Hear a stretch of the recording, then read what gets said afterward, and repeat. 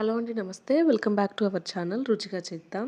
ఈరోజు వీడియోలో చిక్కుడుగాయ టొమాటో వేసి కర్రీ అనేది ఎలా చేయాలో చూపించబోతున్నానండి. చాలా సింపుల్గా, చాలా త్వరగా, క్విక్గా అయిపోతుందండి. అది ఎలాగో ఒకసారి చూసేద్దాం. దీనికోసం ఇక్కడ నేను 1/2 కేజీ చిక్కుడుగాయలని తీసుకున్నాను. వీటిని శుభ్రంగా లోపల పురుగులు ఏం లేకుండా మనం చిన్న చిన్న సైజుగా కట్ చేసుకొని తీసుకోవాలండి. ఈ విధంగా అయితే నేను కట్ చేసుకున్నాను. ఆ తర్వాత ఇక్కడ నేను 2 ఉల్లిగడ్డలు, 3 పచ్చిమిర్చి, 4 టమాటాలని తీసుకున్నాను. ఆ తర్వాత మనం ముందుగా కట్ చేసి పెట్టుకున్న చిక్కుడుగాయలు ఉన్నాయి కదా, వాటిని శుభ్రంగా మనం 2-3 సార్లు వాష్ చేసుకోవాలండి. ఆ తర్వాత ఈ విధంగా ఒక బౌల్లో మంచి వాటర్ అనేవి తీసుకొని ఇలా మనం క్లీన్ చేసి పెట్టుకున్న చిక్కుడుకాయ ముక్కల్ని అందులో వేసేసుకోవాలి. ఆ తర్వాత మనం 4 టమాటాలని కట్ చేసి పెట్టుకున్నాం కదా, అవి కూడా అందులో వేసేసుకోవాలి. ఆ తర్వాత 1 స్పూన్ సాల్ట్, చిటికెడు పసుపు, అలాగే 1 స్పూన్ కారం కూడా వేసేసుకోవాలి. ఆ తర్వాత 1 స్పూన్ ఆయిల్ కూడా అందులో వేసేసుకొని మనం గ్యాస్ మీద పెట్టేసుకొని ఉడికించుకోవాలండి. ఈ విధంగా అయితే నేను అన్ని రెడీ చేసుకొని గ్యాస్ అయితే వెలిగించేసుకుంటున్నాను.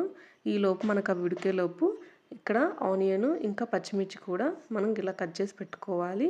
ఆ తర్వాత ఒక బాండి పెట్టేసుకొని అందులో ఆయిల్ వేసేసుకొని తాలింపు గింజలన్నీ వేసుకోవాలండి. జీలకర్ర, ఆవాలు, శనగపప్పు, మినపప్పు వేసుకొని అందులోనే కొంచెం కరివేపాకు వేసుకొని వేయించుకోవాలి. ఇవన్నీ ఇలా చిటపటలాడాక ఆ తర్వాత మనం కట్ చేసుకున్న పచ్చిమిర్చి ఇంకా ఆనియన్, ఉల్లిగడ్డను ఇలా సన్నగా తరుక్కొని వేసేసుకోవాలండి. వీటన్నిటిని ఒకసారి కలిపేసి ఇందులో ఆనియన్స్ అనేవి మనకు తొందరగా మగ్గిపోవడానికి కొంచెం సాల్ట్ అనేది యాడ్ చేసుకొని మనం ఒకసారి మళ్ళీ కలిపేసుకొని మగ్గించుకోవాలండి. ఈ విధంగా అయితే మనకు 2 వైపులా గ్యాస్ మీద పెట్టేసుకుంటే చాలా తొందరగా మనకు రెసిపీ అనేది రెడీ అయిపోతుంది. ఆ తర్వాత ఒక ప్లేట్ క్లోజ్ చేసేసి మనం ఆనియన్స్ అనేది మగ్గించుకోవాలి. ఇలా ఒక 5 మినిట్స్ తర్వాత ఆనియన్స్ ఇలా వేగిపోతాయి. ఇలా వేగిన తర్వాత ఇందులోకి 1/2 స్పూన్ గరం మసాలాని వేస్తున్నాను. ఇంకా 1 స్పూన్ కారం కూడా వేస్తున్నానండి. మీకు ఇష్టమైతే అల్లం వెల్లుల్లి పేస్ట్ కూడా వేసుకోవచ్చు. నేను వేయటం లేదు. ఈలోపు మనకు ఆనియన్స్ వేగేలోపు ఇక్కడ చిక్కుడుకాయ టొమాటో కూడా ఉడికిపోయింది. ఉడికిపోయిన దాన్ని స్టవ్ ఆఫ్ చేసేసుకొని ఈ విధంగా మనం ఇందులోకైతే వేసేసుకోవాలండి. ఇలా చేయడం వల్ల మనకు చిక్కుడుకాయ కర్రీ అయితే 15 మినిట్స్లో రెడీ అయిపోతుందండి. చాలా ఈజీగా అయిపోతుంది. ఈ విధంగా అయితే మొత్తం ఒకసారి కలిపేసుకొని ప్లేట్ పెట్టి క్లోజ్ చేసేసుకోవాలి. ఇలా మనం మీడియం టు హై ఫ్లేమ్లో పెట్టి ఉడికించేసుకోవాలండి. ఇందులో ఇంకా కొంచెం వాటర్ ఉంది కదా, ఈ టైంలో మనకు ఉప్పు కారం సరిపోయిందో లేదో చూసి వేసుకోవాలండి.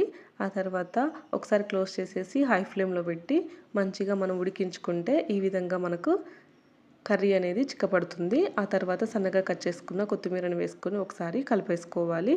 ఆ తర్వాత మంచి ఫ్లేవర్ రావడానికి ఇందులో నేను 1 స్పూన్ మెంతి ఆకు పౌడర్ని వేస్తున్నానండి. ఇది వేస్తే కర్రీ అనేది టేస్ట్ చాలా బాగుంటుంది. ఒకసారి మీరు కూడా ట్రై చేయండి. ఈ విధంగా అయితే నాకు కర్రీ అనేది రెడీ అయిపోయింది. ఇలా ఒక 2 మినిట్స్ క్లోజ్ చేసేసి మనం మళ్ళీ తిప్పేసుకుంటే మన కర్రీ అనేది ఇంకా చిక్కబడిపోతుంది. చూసారు కదా, వాటర్ అనేది లేకుండా మనం తినే టైంకి కర్రీ అనేది చాలా బాగుంటుందండి టేస్ట్. ఈ విధంగా అయితే నేను గ్యాస్ ఆఫ్ చేసేసుకున్నాను. ఇలా నాకు మొత్తం దగ్గర పడిపోయింది. అంతే అండి, చాలా సింపుల్గా, చాలా త్వరగా చేసేసుకోవచ్చు. ఈ ప్రాసెస్లో మీరు కూడా ట్రై చేసి ఎలా ఉందనేది కామెంట్ చేయండి. ఇలాంటి క్విక్ రెసిపీస్ కోసం రుచిగా చేద్దాం ఛానల్ని సబ్స్క్రైబ్ చేయండి. మీకు కనుక ఈ వీడియో నచ్చితే లైక్ చేయండి.